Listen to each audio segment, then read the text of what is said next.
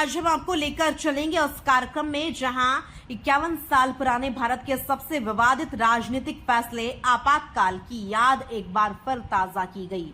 दिल्ली के NDMC convention centre में Bharatiya Janata party ने लोकतंत्र सेनानियों का सम्मान किया, लेकिन यह सिर्फ सम्मान समारोह नहीं था, यह मंच बना कांग्रेस पर तीखे राजनीतिक हमलों का, संविधान की रक्षा बनाम संविधान की हत्या की बहस का और 1975 की उस घटना को याद दिलाने का जिसने पूरे देश की राजनीति बदल दी थी। क्या कहा मुख्यमंत्री रेखा गुप्ता ने? स्मृति ईरानी ने महिलाओं, नसबंदी और आपातकाल को लेकर कौन कौन से गंभीर आरोप लगाए? दिल्ली भाजपा अध्यक्ष हर्ष मल्होत्रा ने युवाओं को क्या संदेश दिया और लोकतंत्र सेनानियों ने आखिर क्या सहा था? इस रिपोर्ट में हम आपको बताएंगे पूरी कहानी। नई दिल्ली के एनडीएमसी कन्वेंशन सेंटर में आयोजित इस कार्यक्रम में दिल्ली भाजपा ने उन लोगों का सम्मान किया जिन्होंने वर्ष 1975 के आपातकाल के दौरान जेल की यातनाएं झेली। कार्यक्रम की अध्यक्षता दिल्ली भाजपा अध्यक्ष एवं केंद्रीय राज्य मंत्री हर्ष मल्होत्रा ने की।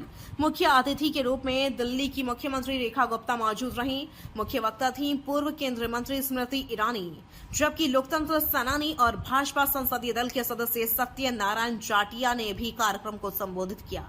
इसके अलावा सांसद मनोज तिवारी, रामवीर सिंह विधुड़ी, योगेंद्र चांदोलिया, धर्मवीर शर्मा, देवेंद्र सोलंकी, बांसुरी स्वराज तथा दिल्ली सरकार के मंत्री आशीष सूद सहित कई वरिष्ठ नेता मौजूद रहे। कार्यक्रम में अनेक लोकतंत्र सेनानियों को शॉल ओढ़ाकर सम्मानित किया गया। इनमें प्रमुख रूप से ओपी बब्बर, नंदकिशोर गर्ग, लाल बिहार तिवारी, पीके चांदला, सुरेश गुप्ता, रामभज, करण सिंह तंवर, श्रवण कुमार, तिलकराज कटारिया, संजय भाटिया, राजन ढींगरा और जगमल प्रसाद सहित कई वरिष्ठ कार्यकर्ता शामिल रहे। सबसे पहले आपको सुनाते हैं सीएम रेखा गुप्ता ने क्या कहा।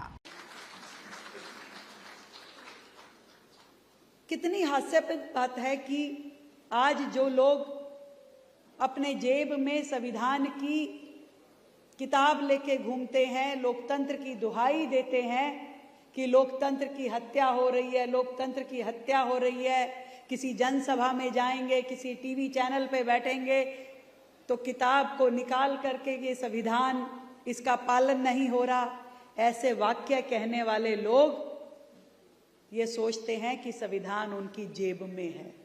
संविधान उनकी जेब में नहीं है, लोकतंत्र उनका दास नहीं है। ये बात भारत के एक एक उस लोकतंत्र सेनानी ने उन्हें कही जब वो जेल में था। किसी का साहस हारा नहीं। जयप्रकाश नारायण जी, उनकी देह को तो जंजीरों में जकड़ा गया, परंतु उनके साहस को जंजीरों में जकड़ा नहीं जा सका। ये प्रमाण हमने देखा। अटल बिहारी वाजपेयी जी जो स्वयं जेल में बंद रहे, तब भी उनकी लेखनी काम करती रही और वो लेखनी मनोबल बन करके लाखों लोकतंत्र सेनानियों की आवाज बन करके छाई। मुख्यमंत्री रेखा गुप्ता ने कहा, हर वर्ष जैसे रावण दहन असत्य पर सत्य की विजय का प्रतीक होता है, वैसे ही संविधान हत्या दिवस आने वाली पीढ़ियों को यह याद दिलाने के लिए जरूरी है कि लोकतंत्र पर कभी दोबारा ऐसा हमला न हो। उन्होंने कहा, आज जो लोग संविधान की रक्षा की बात करते हैं उन्हें पहले यह याद करना चाहिए कि आपातकाल के दौरान लोकतंत्र के साथ क्या हुआ था। उन्होंने जयप्रकाश नारायण का उल्लेख करते हुए कहा कि कांग्रेस सरकार उन्हें लोहे की जंजीरों में जकड़ सकती थी, लेकिन उनके साहस को कभी कैद नहीं कर सकी। मुख्यमंत्री ने अटल बिहारी वाजपेयी को भी याद किया। उन्होंने कहा, अटल जी जेल में थे, लेकिन उनकी लेखनी कभी बंद नहीं हुई। वह लाखों लोकतंत्र सेनानियों की आवाज बने रहे। रेखा गुप्ता ने कहा कि आज प्रधानमंत्री नरेंद्र मोदी लोकतंत्र सेनानियों के संघर्ष का सम्मान करते हैं और देश में कभी दोबारा वैसी स्थिति न आए, इसके लिए प्रतिबद्ध हैं।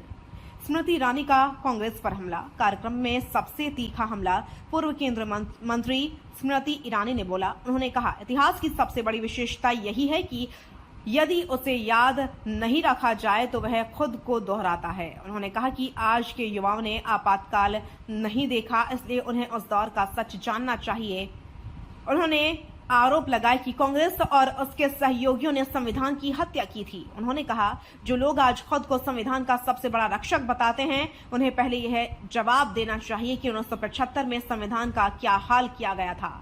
महिलाओं पर गंभीर आरोपों का जिक्र स्मृति ईरानी ने कहा, आपातकाल की चर्चा में अक्सर गिरफ्तारियां और सेंसरशिप की बात होती है, लेकिन महिलाओं के साथ हुए अत्याचारों का उल्लेख शायद ही कहीं मिलता है।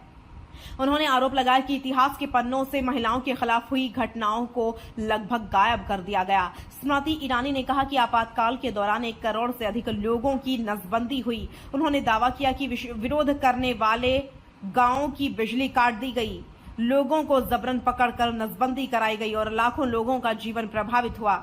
उन्होंने यह भी कहा कि 2,20,000 से अधिक लोगों को जेल में डाला गया।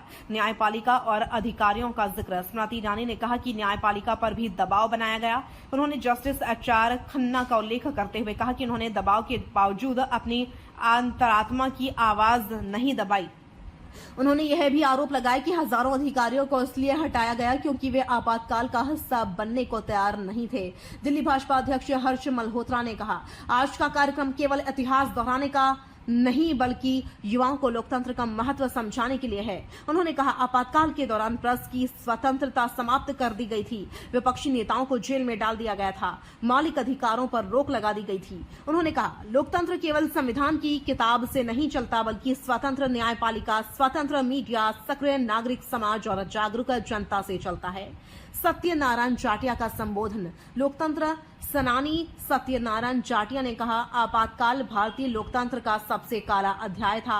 उन्होंने कहा, सत्ता बचाने के लिए संविधान की मर्यादाओं को कुचल दिया गया, अभिव्यक्ति की स्वतंत्रता समाप्त कर दी गई, हजारों लोगों को जेल में डाल दिया गया। उन्होंने कहा, देश को कभी नहीं भूलना चाहिए कि लोकतंत्र की रक्षा केवल कानून नहीं बल्कि संघर्ष करने वाले नागरिक भी करते हैं। दिल्ली भाजपा ने इस कार्यक्रम के जरिए साफ संकेत दिया है कि वह आपातकाल के मुद्दे को केवल ऐतिहासिक घटना नहीं बल्कि वर्तमान राजनीति का भी महत्वपूर्ण विषय मानती है। कार्यक्रम में लगातार युवाओं को संबोधित किया गया ताकि नई पीढ़ी 1975 के दौर को समझ सके और लोकतांत्रिक संस्थाओं के महत्व को जान सके। समापन 51 साल बाद आपातकाल आज भी भारतीय राजनीति के सबसे संवेदनशील मुद्दों में शामिल है, जहां भाजपा इसे लोकतंत्र की हत्या बताकर नई पीढ़ी को इतिहास याद दिलाने की कोशिश कर रही है।